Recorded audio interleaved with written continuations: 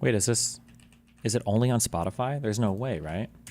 Hey guy, a couple weeks ago I was at an Airbnb trying to figure out what the $200 cleaning fee is supposed to cover. True. If they're just gonna make me do a bunch of chores anyway. True. We realized that episode 4 of Severance had just come out. And what great timing. This place had one of those beautiful 85-inch frame TVs that make it look like an art piece on the wall. They had surround sound. They had a telescope pointed at the TV. I couldn't imagine a more perfect place to watch what would turn out to be a slightly confusing episode of television. So we turn it on and instantly we're like, why does this look like shit? I know that this TV costs thousands of dollars, and yet the moment...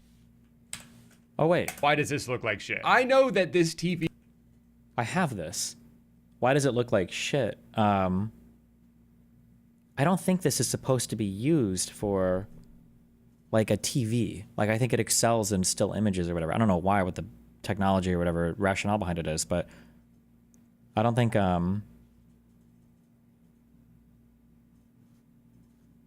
Wait, what? Sorry. Oh, I don't think it's supposed to be used to watch like moving images, movies. Is it in your studio? Yeah, I have 2 of these. They're not 4.3K though, but I don't think I have the 85-inch ones. Wait, he was paid $1 billion to be basically exclusive to Spotify? Gavin Newsom? You're just exaggerating, right? That's an exaggeration. Never mind. Okay.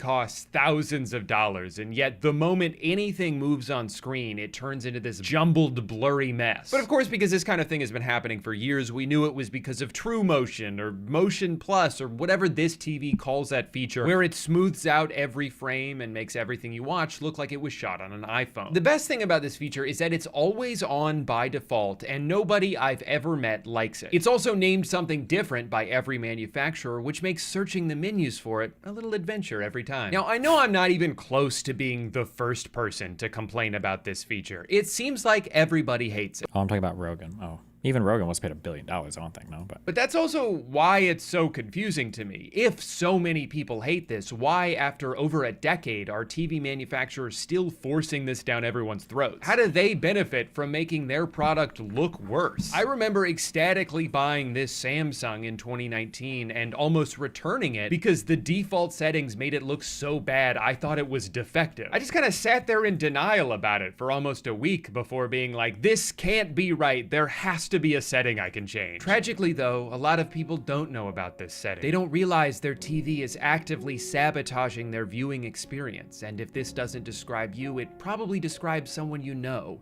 and by that I of course mean your parents. So sit down. Yes, it was.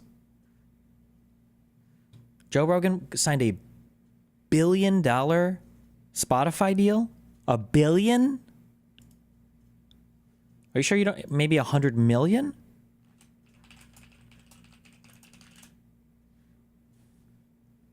Signed a multi-year deal worth up to 250 million. Okay. That's still a fuck ton of money. Down with them, explain what's going on, tell them why you get a headache whenever you watch TV with them, and reiterate that it's not their fault. Show them this video by a guy named Noodle. Let's say it's on twos. The AI doesn't smooth anything between the first and second frames of a single drawing because there's nothing to smooth. They're the same picture. This means that what was originally a perfectly fine 12 FPS animation is now a janky mess. Or if they'd prefer to hear it from someone they know, have Tom Cruise explain it. Video interpolation, or motion smoothing, is a digital effect on most high-definition television. I'm Tom Cruise. Just make sure. Wait.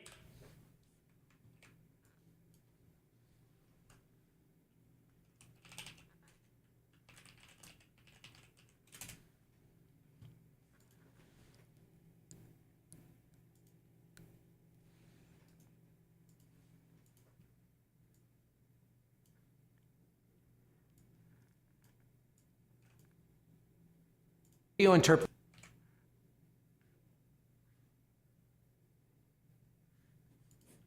You guys are haters in chat, by the way. Or motion smoothing is a digital effect on most high-definition television. I'm Tom Cruise. Just make sure they never find out about the whole Scientology thing. You cannot ruin Top Gun for your dad. That movie's very important to him. Now, I will admit, I was a little surprised reading some of the comments on this video, seeing so many people disagree. I didn't know people liked it when the $100 million movie they're watching looks like a soap opera. Now, I understand. Oh man, the triggers. Am I alone in thinking that the woman subplot was a waste of time in Top Gun 2 and Top Gun 1? Like, I don't know why there was a romance subplot in either of those movies. They seemed completely and totally irrelevant to almost everything. Am I crazy? Like, in both movies, like, what the fuck is the point of this?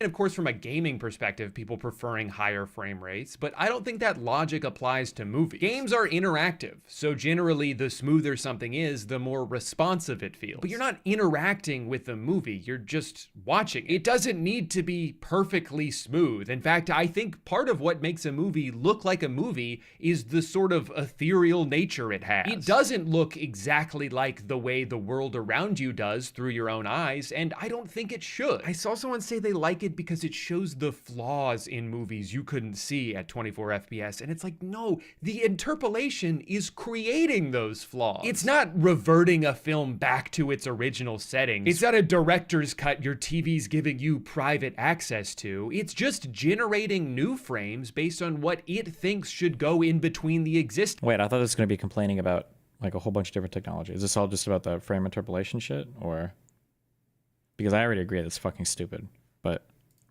of crisis, a Google search with the word Reddit thrown onto the end. And believe it or not, even on Reddit, home of some of the most dedicated people on the planet, every single answer I see is, nah man, Power DVD 23 Essential is your only option. There is one way to watch Blu-rays on your computer, and it I guess on other stuff later. Okay.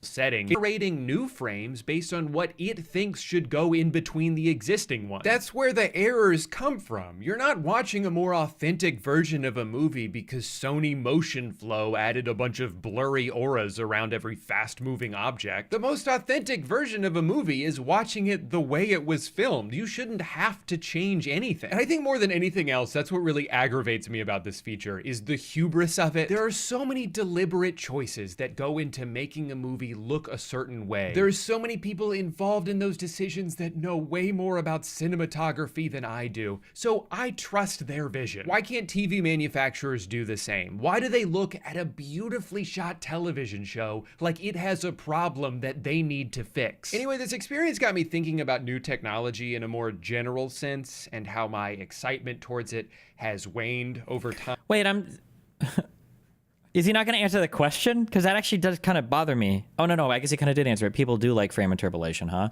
That artificially boosted up to 60 FPS garbage. People actually enjoy that. I guess, is that the answer? Or... Sometimes it seems like we kind of already figured everything out. You can communicate with anyone in the world instantaneously. You have immediate access to every piece of music ever made. You can pay some guy to deliver a cold burrito straight to your door and it only costs $70. This is the peak of humanity, baby. There's nowhere else to go from here, except backwards. So many things now seem to just invent a new problem so they can sell you the solution. Or if we do create something novel and revolutionary, it's only going to stay that way long enough for us to kill all our competition, allowing us to ruin our thing and make it infinitely more expensive. There was a time where streaming services seemed like the final frontier of at-home entertainment, a marriage of cost and convenience that made all previous... What are we doing? I want off this wild ride.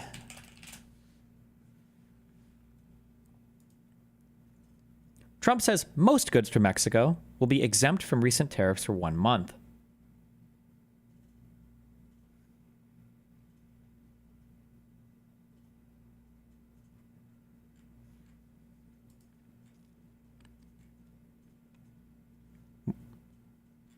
Like, what are we doing?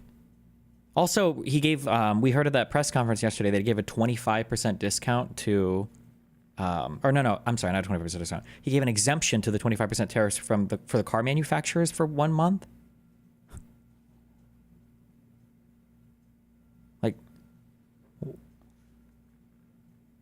options obsolete. I mean, my DVDs are just taking up space, and even if I wanted to watch something, I gotta get up, dust off my Xbox, navigate a bunch of menus, switch discs every 4 episodes. Netflix is so much better than this. Until, of course, they quadrupled their price and got rid of every show you ever wanted to watch. So slowly but surely, a lot of people are moving away from the unreliable streaming services and going back to physical media. Things like Blu-rays, vinyls, tooth tunes. And I've actually begun that migration process myself.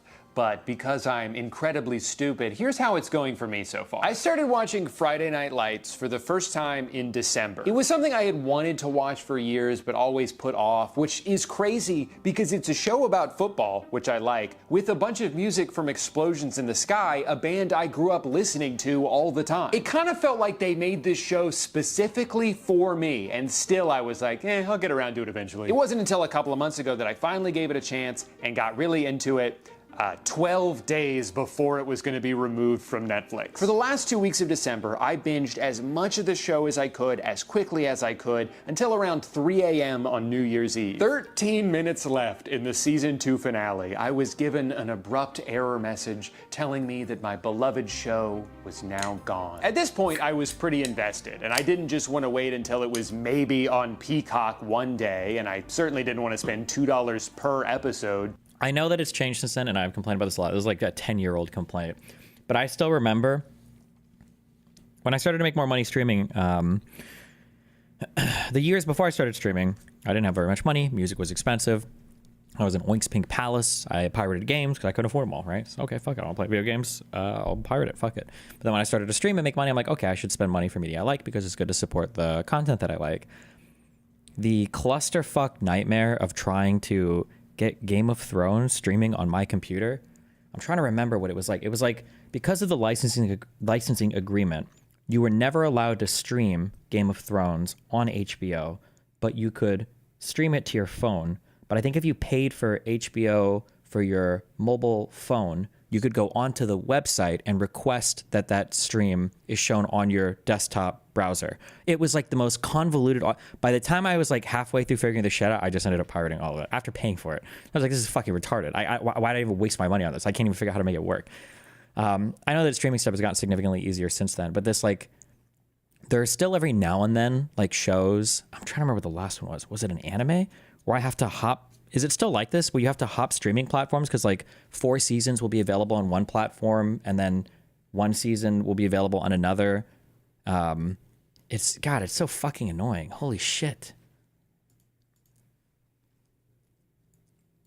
To digitally own it. So I decided what better time than right now to begin my brand new Blu-ray collection, starting naturally with a show I had yet to watch even half of. So about $37 and 8 days later, my Blu-rays show up at my door and I'm ecstatic. I can't wait to see how season 2 ends. So I pop the disc in my computer, try to play it, and it does not work. Turns out the external DVD drive I bought a couple years ago isn't compatible with Blu-rays, so I'm gonna have to buy another one. No problem, what's another $110? Jesus Christ. Well, I already bought the Blu-rays, I'm not gonna not watch them. So I bite the bullet on the Blu-ray drive. It shows up 2 days later, pop it into my computer, so excited to learn what will become of— Wait, what? Where to watch Pokemon episodes and movies. This guide shows you where you can catch exciting episodes from the entirety of Pokemon, the series, as well as epic Pokemon movie adventures and other fun Pokemon animation. Online TV and video on demand. Pokemon Horizons, The Beginning, Season 1, Journeys, Season 23 through 25, Pokemon Concierge, sorry, Jesus. Select movies. On Prime Video, that was on Netflix. On Prime Video, Gold and Silver seasons 3 through 5, Diamond and Pearl seasons 10 through 13, Journeys seasons 23 through 25. On Hulu, we've got Sun and Moon seasons 20 through 22. What the holy fucking AIDS? What the fuck?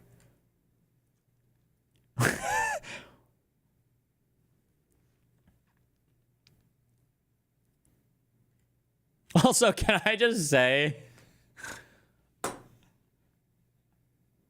I mean, I love the concept that on YouTube, and I'm sure it's on all these because I think I love the concept of like renting digital things. Like, can I borrow these bytes for a little bit, I guess? Like, you rent it so you can watch it for up to 3 days. It's like, really? Whatever, man.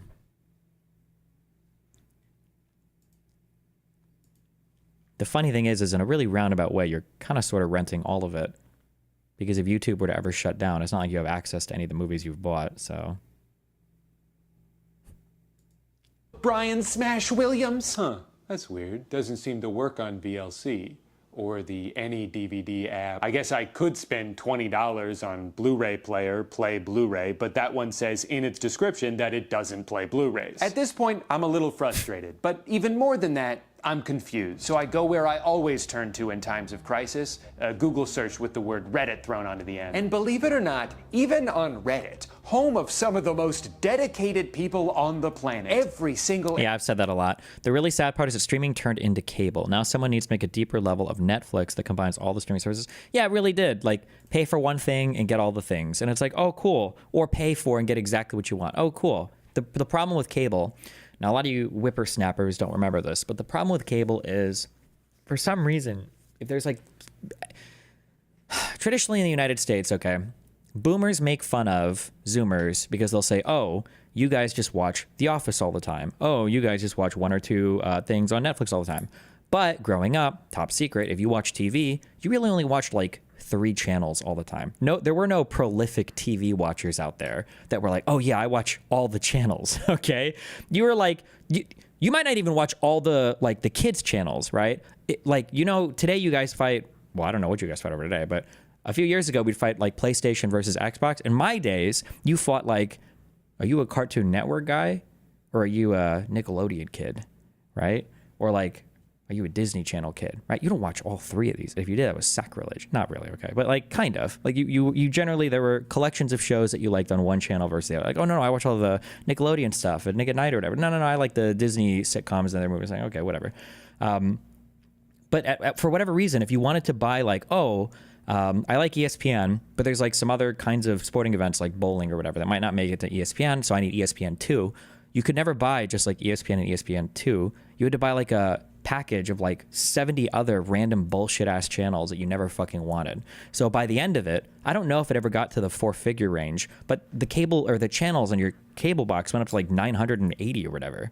It was like fucking stupid. And nobody watched all these. Like channels like 400 through 980 were like random smooth jazz or like foreign language channels.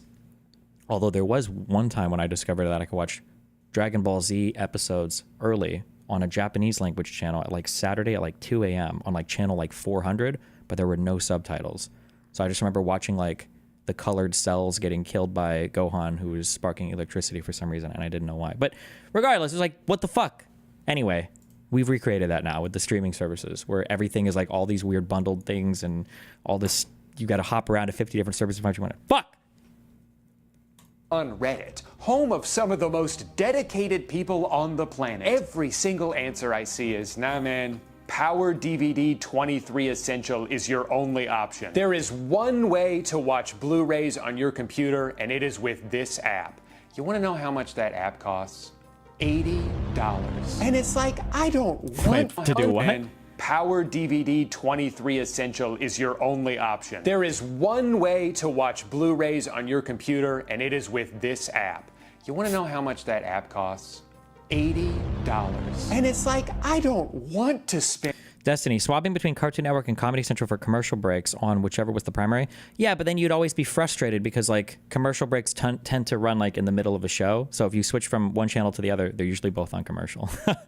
And another $80, but I've already spent more than that just to make it to this point. I have to see this through to the end. Anyway, I bought the app, and it works most of the time. Although I should probably say it's been doing this thing now where it tells me my cloud subscription has expired, and I need to visit the Cyberlink members zone for more information. So, money well spent. Long story short, I spent $227 to watch a show that I could have seen on Netflix at any point over the past 7 years. And to be honest, I'm not even sure if I like it that much. Also, I know what you're thinking. Drew, couldn't you have just put the Blu-rays into your PS5, you moron? Yes, I could have.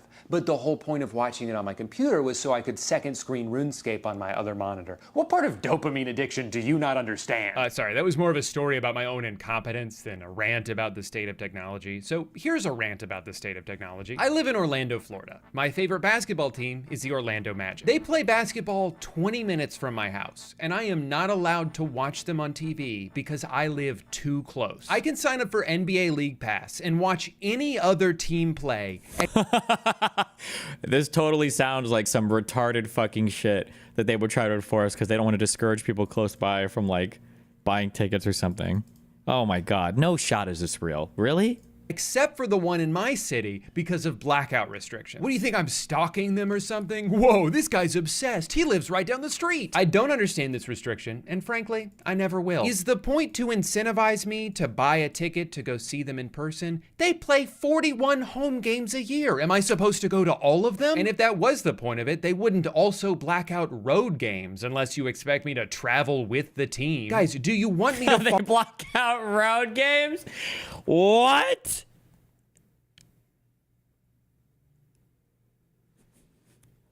follow them around or not? I'm getting mixed signals here. Anyway, here's what I've had to do the past 6 years as a paying customer in order to watch my team play. First, I had to sign up for Sling TV because they were the only ones with the Fox Sports Florida channel. Then those two couldn't reach an agreement, so I had to switch to Fubo TV because they were the only ones with the Fox Sports Florida channel. Then those two couldn't reach an agreement, so I had to switch to YouTube TV. Can you guess where this is going? Yeah, they couldn't reach an agreement, and now I can't watch it anywhere, this time in the middle of a season. So out of desperation, I sign up for NBA League Pass, which again prohibits me from watching my team because I live too close. The workaround here is using a VPN to change my location to somewhere else. So now I'm paying for 2 different services just so I can watch the least popular team in the NBA. Adam Silver should be ecstatic that there are freaks like me out here. He should have a photo of me in his office that says #1 customer. So what do they do to thank me?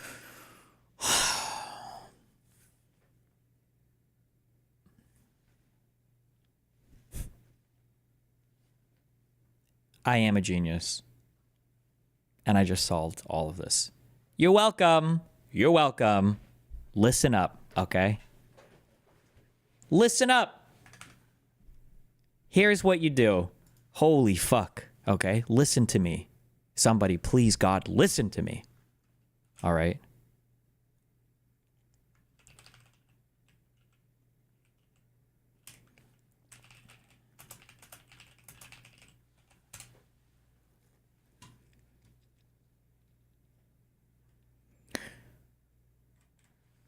What needs to happen is one of these stupid fucking micronations just needs to lease everything.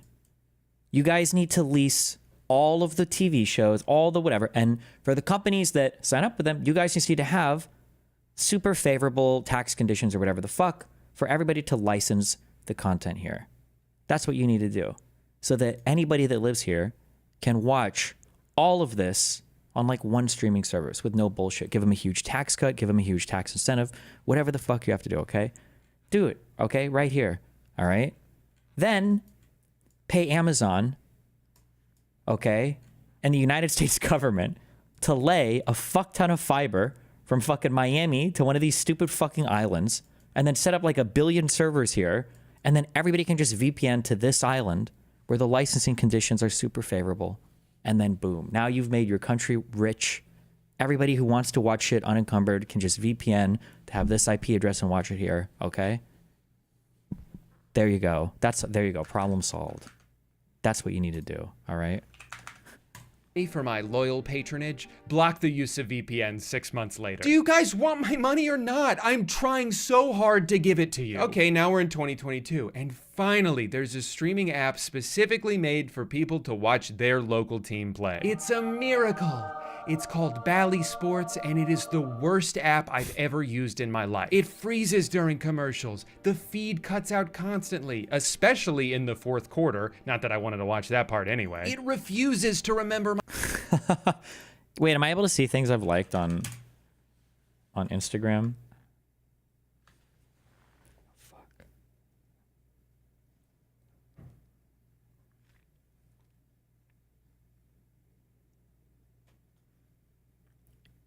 How do I go? Where do I see my history of likes? Go to settings. Okay, hold on. Settings and activity.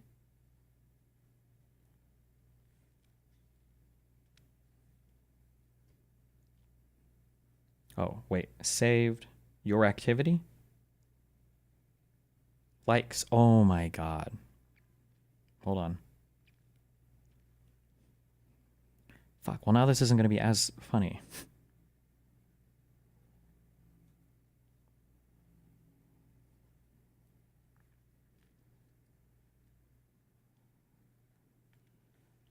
Because it took me a long time to find it. Okay. Okay, just pretend I brought this up instantly without any delay whatsoever. All right.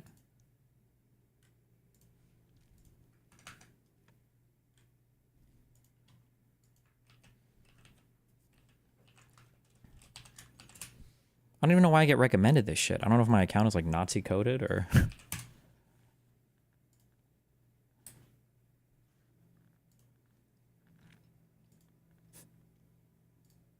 Sir. Tell him it's on. This is so fucking stupid. I'm ruined. I have nothing left except Israel. Israel just asked for another $10 billion, sir. Tell him it's on the way. Okay, I'm done. I'm sorry. Okay. My login information in between games. Did I mention they play 82 of these every year? I'm getting real tired of typing in my password every night. While all of this is happening, behind the scenes, Bally's parent company is not doing so well. They lose over $1.2 billion in 3 months. What, were they setting it on fire? Fast forward a few more months to 2023, and Bally is filing for bankruptcy. Well, it was nice while it lasted. Nope, they're still going. Somehow. Turns out I don't know what bankruptcy actually means. What I do know is that this probably doesn't bode well for the growing list of technical problems they apparently don't have the money to address. So that brings us to today, where after 3 tumultuous years, I'm excited to report that the app is now a little bit more reliable. But also it's been rebranded to the FanDuel Sports Network, which means every second of every broadcast is pretty much just one big ad for gambling. I should make Based. Literally, all my Insta Reels are like anti-immigration, IQ 2016 shit. What are you guys watching? Bro, my Instagram Reels are fire. I don't even know. Like, I'm guessing like this reel is probably like a reference to some other joke or whatever. And I just... I don't know. Hold on. I just don't know what it's referencing. No, restricted profile. Fuck.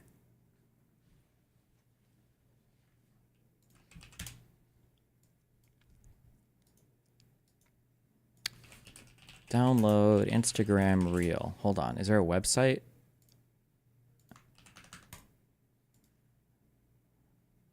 Oh my God. Hold on. I'm just a professional internet user right now. Jesus.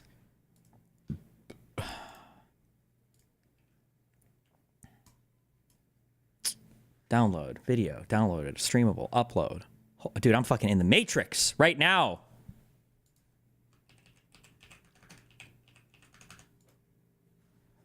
Okay, I'm guessing there's like an original video for this, or? No. I found out the hard way the last time that I tried this. Oh, not again! And I haven't seen this done with any other sodas before, and I just don't think it's going to be as crazy. What?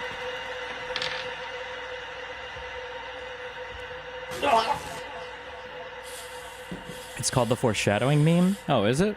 Not again!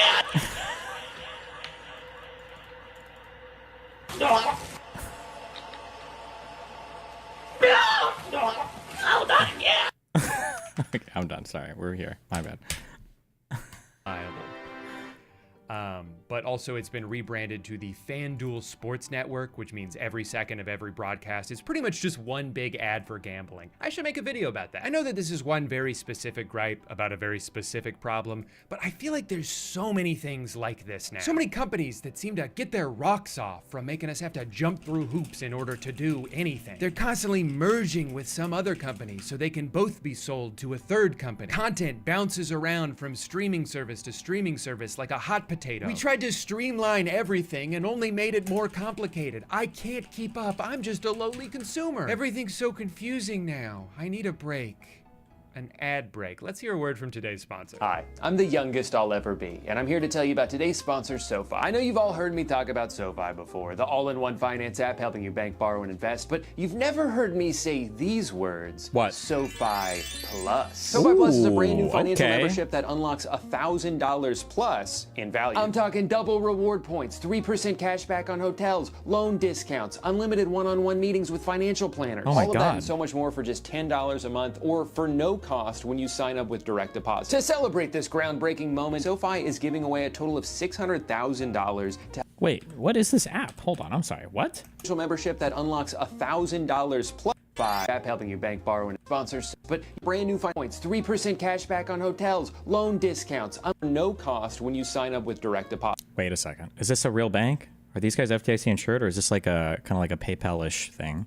To celebrate this groundbreaking moment, SoFi is giving away a total of $600,000 to help 6 winners achieve their ambitions. Money towards a home, a retirement, a dream vacation, or one of the 3 other things on the Wait, did I just miss this whole meme trend? What is this?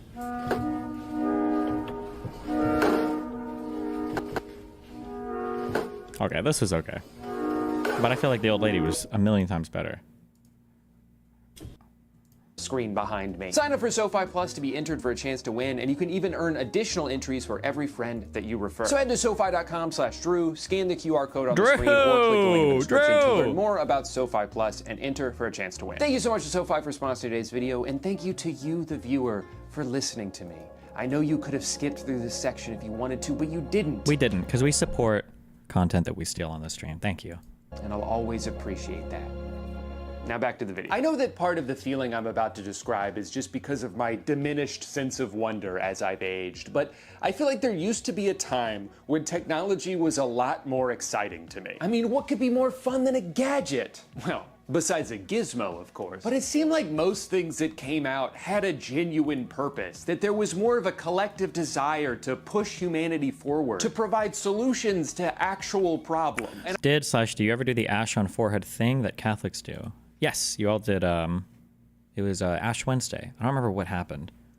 Jesus burned, I want to say burned psalms, but that doesn't make any sense. They weren't psalms. Alms? What did you, they burned something and then you did that. I don't remember the story for even why the fuck they did it.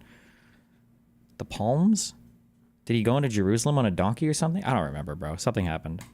And I know that this is all still happening, but it seems like so many innovations now are just new ways to manipulate people, or spy on people, or replace people altogether. I'm not excited about what might be created in the future as much as I'm fearful of it. I'm fearful of what AI is threatening to do to every job on Earth. I'm fearful of all these humanoid robots that...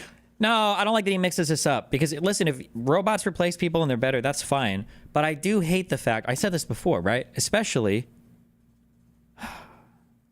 sorry, not to flaunt my stat. You guys are all fucking wealthy too, okay? Fuck you guys, okay? All of us wealthy people, I don't even have anything fun to waste my money on. I liked buying all the newest phones and shit because, I want the newest, best phone. I didn't even buy the last generation of Pixel and iPhone because it's all like AI slop. I don't give a fuck. Bro, I get like... Wow, I'm glad that billions of server farms have made it so now when I get a text message, it summarizes the text message so I don't have to click it first. What? Like, do I care? Do this on Instagram or some shit where I don't have to show that that I've actually read the message. Now we're talking, okay? But like, fuck, I just don't care that much. Like none of these, there's not like a lot of value add. It's just a bunch of ways to extract money for minimum fucking shit. I don't even know what it's for. Yeah, I don't know. Fuck all this. It's all cringe shit to me. keep popping up? What if one of them tries to kill me? Or worse, what if we fall in love? How am I supposed to explain that to people? For every OLED Steam Deck and surprisingly powerful tiny Mac computer, there's... Why don't you help other people with your money? Because fuck people. That's why, okay? Listen, we did all the canvassing and all the bullshit last year, okay? As soon as my cases are done, we'll hop on back in. Just depends on how long all this bullshit takes. Seem to be 10 wearable AI companions, or a TV that's free because it never stops showing you ads, or what if you could wear your phone on your head so it could never stop showing you ads? I remember when touchscreen smartphones came out, and I practically started drooling at the idea. This device, which I hate more than anything in the world, is incredible. It's true. Gadgets were never the thing you spent a ton of money on as a rich person. It was always real estate, cars, luxury goods, vacations. Yeah, sure. I'm not thinking as like a rich person, I guess. I was just thinking more as like a working poor person. Like the middle class stuff is like the thing of dreams. Like when you buy your first discrete graphics card, back in the day, we used to use that AGP slot. Back before PCI, it was just PCI with no express. Yeah, I don't know, like having access to stuff like that, like or big good monitors, like stuff like that. It was good stuff. I'm not saying like, what can I spend millions of dollars on? I'm just saying that like all the mid tier or mid to high tier, I don't know what you'd call it, like tech stuff. A lot of it's just like not that exciting. I'm not like super excited, you know? Truly amazing what this thing is capable of, but now the question is, where do you go from here? The jumps in phone technology have become pretty unnoticeable, despite how hard they're trying to get us to notice them. When we went from landlines to cell... Even the new monitors weren't exciting. For me, the new monitors are okay. Actually, they're decent, but the more exciting thing was these arms for my desks. That was exciting. Okay. My big arms, hell yeah. Cell phones, that was crazy. When they added a full keyboard so you didn't have to spend 30 seconds typing one word, that was crazy. And then they added email and a really good camera and a touch screen and a GPS and the internet and a compass. And now you can pay for parking on here, and you can download apps that stop you from spending too much time on other apps. Oh man, that line's really starting to slow down, huh? And this phone costs 4 times as much as this one did? No, that makes sense. If you Google, has technology peaked, their AI overview will tell you, no, of course not. I'm getting stronger every... That's because you're a prosumer now and know what you want and what you want to spend on it. It's kind of that, but it's more just like, if you think of the new features, we have capped out a lot on a lot of tech-related stuff. I'm not saying we're like at the end of technology. I'm just saying that I feel like we've been in a refining phase for like a decade on a lot of tech-related things, like a few more polygons, a few more megabytes, a little bit more speed, a little bit more screen density, but there hasn't been anything like paradigm breaking or any cool new ways to utilize it. It doesn't feel like, I'm trying to think like, what was the last cool technology thing that I was super excited for? Like Bluetooth in cars, that was really cool. But how old is that? Is that over a decade at this point? Like being able to just like throw your phone in, and like iPods were cool. Like having like music on the go and everything. AirPod Pros were really cool. Holy fuck.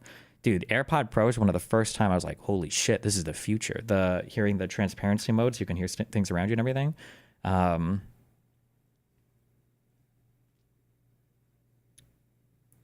Getting my first iPad was cool, yeah. But it feels like so much for like everything I'm naming is like a decade old.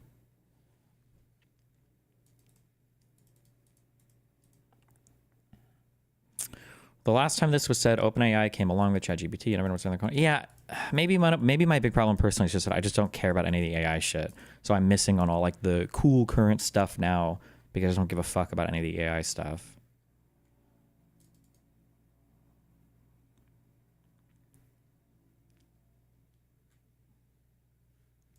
Every day. And consider this your second strike, Drew.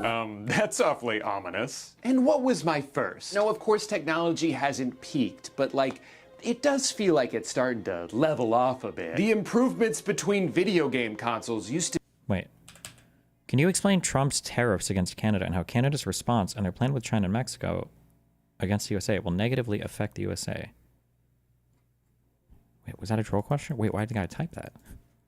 And what was my first? Now, of course, technology hasn't peaked, but like, it does feel like it's starting to level off a bit. The improvements between video game consoles used to be astronomical. Now I end up on a side-by-side comparison video, squinting as hard as I can, trying to spot any difference. In 1995, video games looked like this. 10 years later, they look like this. 10 years after that, they look like this. And in the 10 years since, they look like, wait, which one is a new one? And I know I'm viewing this from a consumer standpoint. To be fair, that one on the right did look a lot better, but completely oblivious to the strides being made in medicine and science and interplanetary defense mechanisms. But it just seems like whenever a new thing comes out, we have to pay a lot for very little. Technology has gone so far in the wrong direction that people are now trying to find ways to go back. Physical media is making a comeback. Dumb phones are making a comeback. As people say this, that like, oh, these other things are making a comeback, but I don't think they are. I think there's like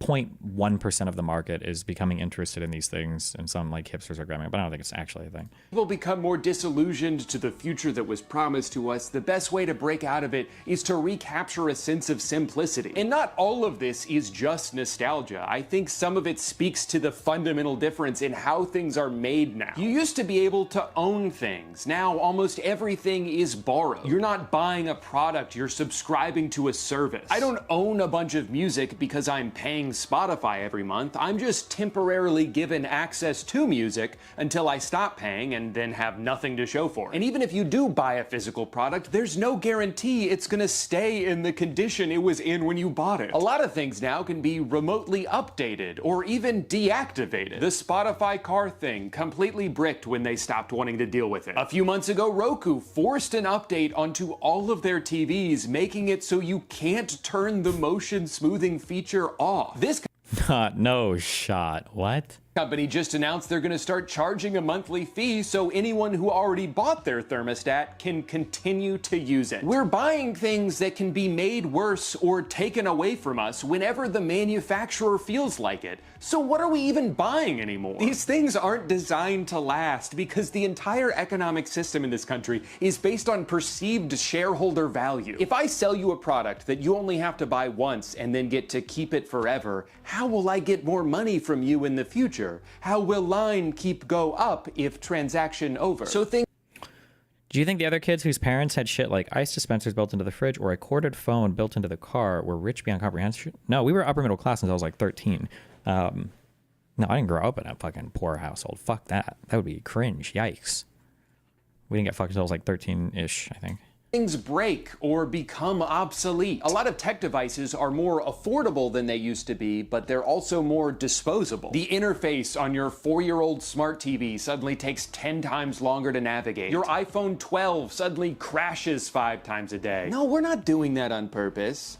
But it does kind of seem like a sign that it's time to buy a new one, right? And this isn't a conspiracy or an exaggeration. Technology is making us dumber. Rarely while using your phone are you in the driver's seat, except when you're texting while driving, which is a lot of fun. But it's mostly a passive activity. More often than not, you don't open an app in order to do a specific thing. You open an app and just see whatever it chooses to show you. Sometimes you like it, sometimes you don't. Either way, the past hour of your life was entirely decided by an algorithm. You're not thinking for yourself, you're not making a decision for yourself, you just turn off your frontal cortex and submit to whatever Mark Zuckerberg has curated for you. And the more we're conditioned to accept this relationship, the easier it is to sell us an AI agent that does all of our thinking for us and that we learn to trust implicitly. I mean, how am I supposed to be excited about technology when this is the direction we're headed in? It seems like everything is slowly trying to turn into everything else. A new app will come along with one specific niche use and then inevitably get turned into yet another form of social media. Like the Shop app. I've been using this for a couple years because I like the idea of having one account that works across multiple websites. But now, of course, it's just like another thing designed for you to scroll through. I open it up to see how far away my pants are and it's like, oh hey,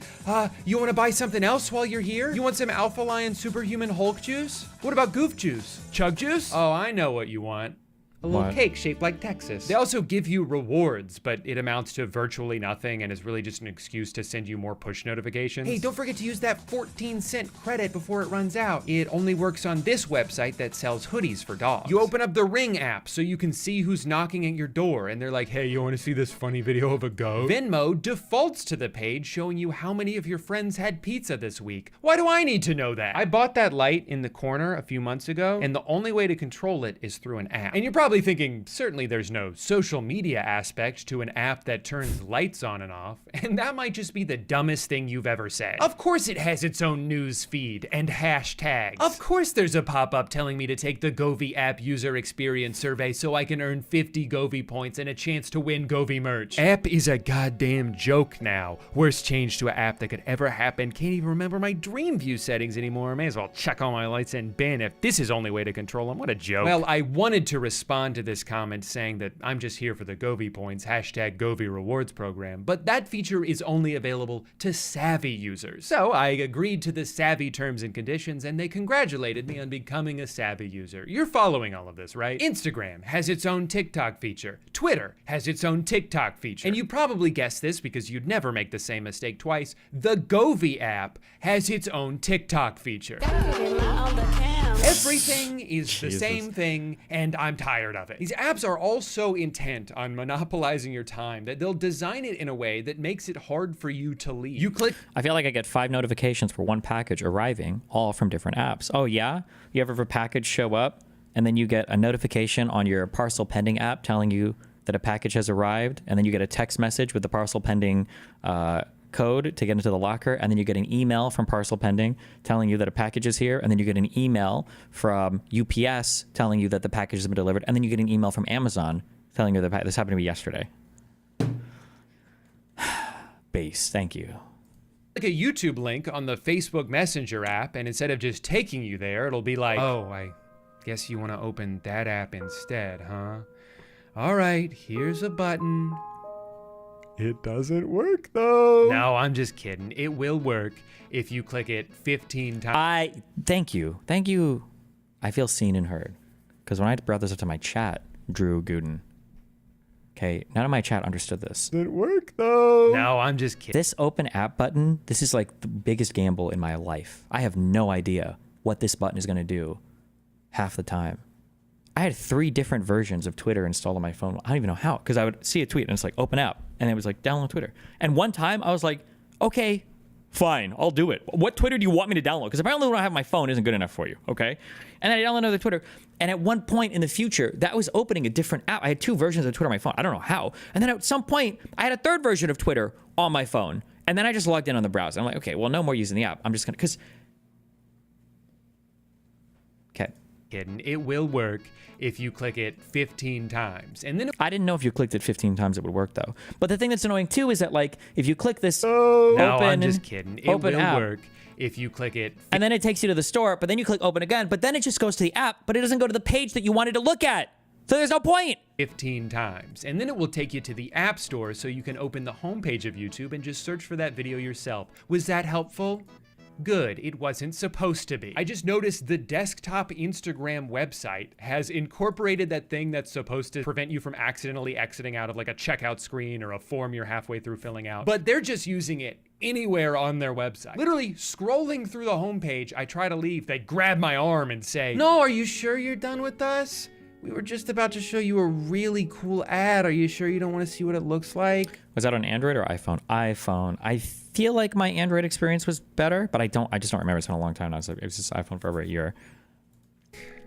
Sometimes I feel like you don't even like me anymore. It's no wonder so many people are trying to turn the clock back on technology and return to a simpler era. Not so far back that you gotta like eat bugs and sleep on a log, but just back to when these modern conveniences were still exciting and didn't feel so predatory and manipulative. Technological advancements don't feel fun anymore because of the motivations behind so many of them. It doesn't feel like we're trying to make life better when almost everything is designed to be as addictive as possible. These things aren't supposed to be fun additions to your life. They're supposed to be a new thing for your life that takes over everything, to revolve around. And no amount of profit or growth will ever be enough. It seems like there's more thought put into how you can continue to charge people for something they already own than to just expand the experience of it in the first place. But hey, at least we're using all that extra revenue to pay the employees, right?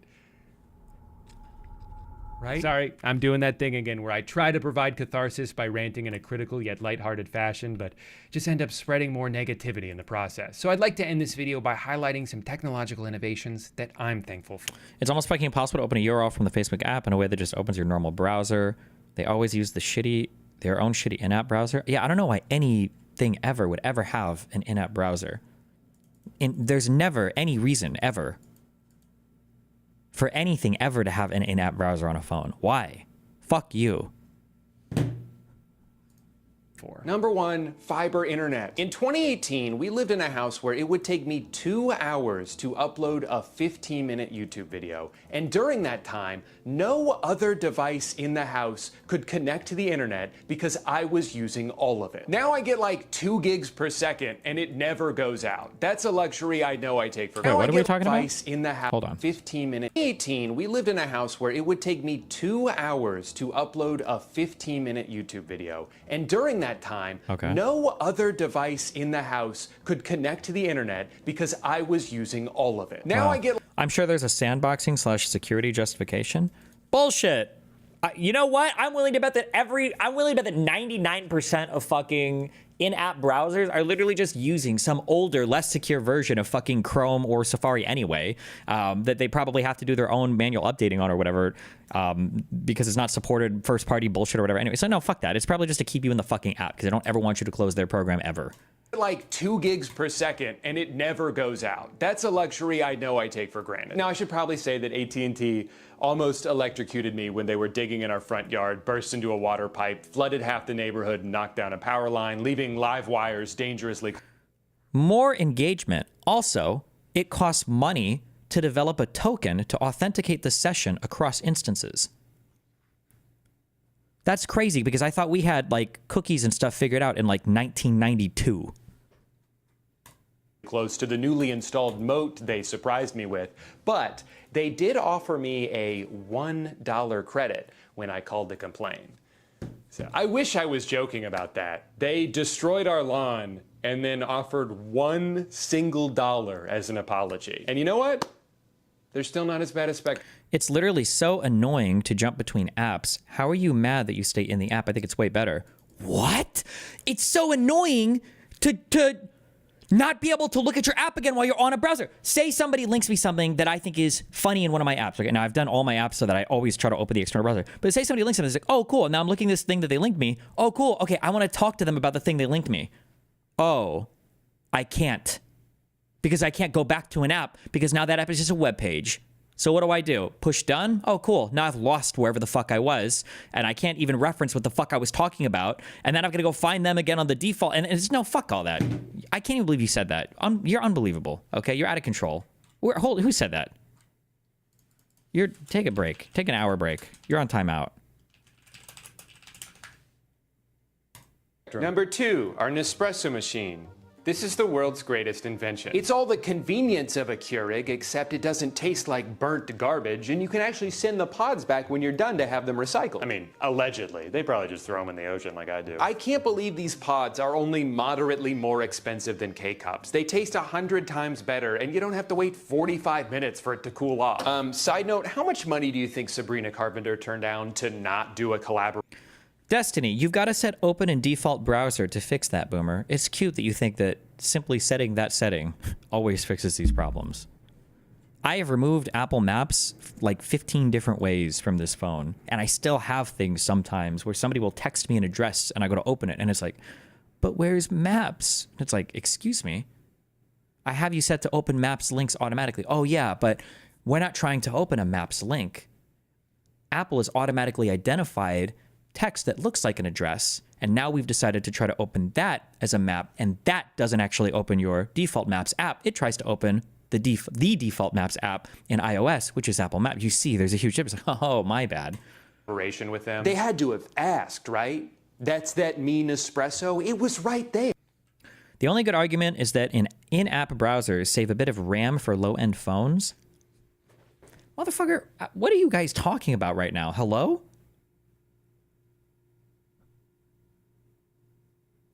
Stop. With them. They had to have asked, right?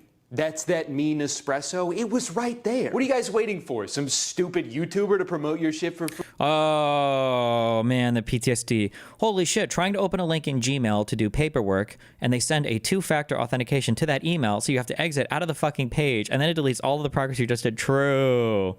My favorite is when you filled out, I don't do any work on my phone. This is why I don't work on my phone. I'll work on my iPad, or I'll work on the computer. My favorite, this is my favorite.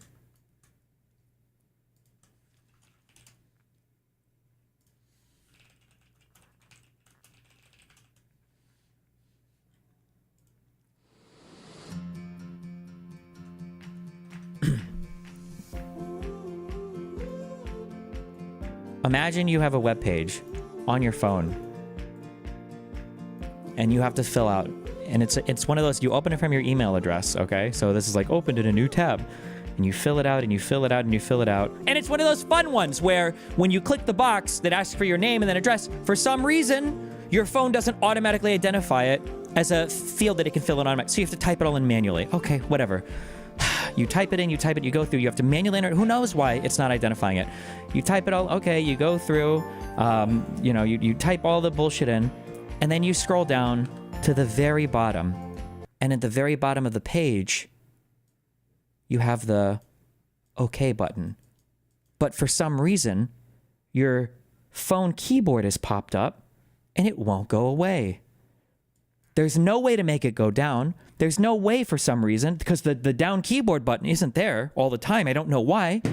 And now you scroll back up and you see the 2 hours that you've worked filling out this stupid fucking mobile browser bullshit page on an open inside an app browser. So if you get out, it's going to be gone forever. And then you scroll down and there's no way to click to go forward because for some reason you can't make the keyboard go away.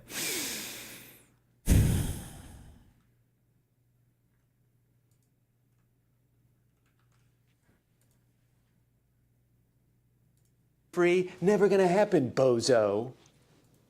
Number 3, electric razors. Why was I scraping the shit out of my face for so long? These things aren't just better, but they're cheaper in the long run because you don't have to change the blades all the time. And I can use it on my balls. Oh, was that it? It was just the 3 things? Sorry, I thought I'd have more time to think of an outro here. Thank you so much for watching. Subscribe if you want. As always, YouTube gives me $100 for every new subscriber, which I like to withdraw as cash and use as kindling to help make it through this brutal Florida winter. So remember, every time you subscribe, you're keeping me and my family warm for a couple of minutes. Thank you for watching. Bye.